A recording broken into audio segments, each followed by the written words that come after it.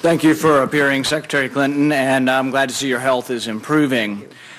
One of the things that disappointed me most about the original 9/11 was no one was fired. We spent trillions of dollars, but there were a lot of human errors. These are judgment errors, and the people who make judgment errors need to be replaced, fired, and no longer in a position of making these judgment calls.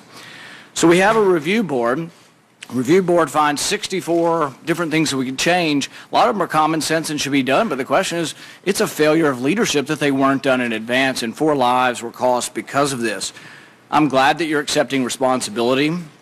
I think that ultimately with your leaving, you accept the culpability for the worst tragedy since 9/11, and I really mean that.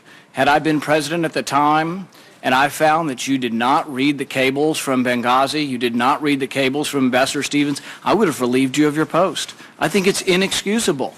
The thing is that, we can understand that you're not reading every cable.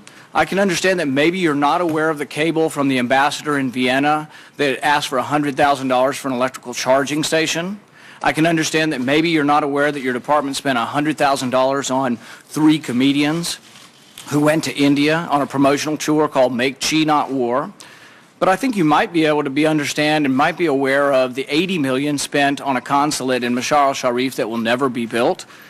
I think it's inexcusable that you did not know about this and that you did not read these cables. I would think by anybody's estimation, Libya has to have been one of the hottest of hot spots around the world. Not to know of the request for securities really, I think, cost these people their lives. Their lives could have been saved had someone been more available, had someone been aware of these things, more on top of the job. And the thing is I don't suspect you of bad motives. The review board said, well, these people weren't willfully negligent. I don't think you were willfully. I don't suspect your motives of wanting to serve your country, but it was a failure of leadership not to be involved. It was a failure of leadership not to know these things. And so I think it is good that you're accepting responsibility because no one else is. And there is a certain amount of culpability to the worst tragedy since 9/11, and I'm glad you're accepting this.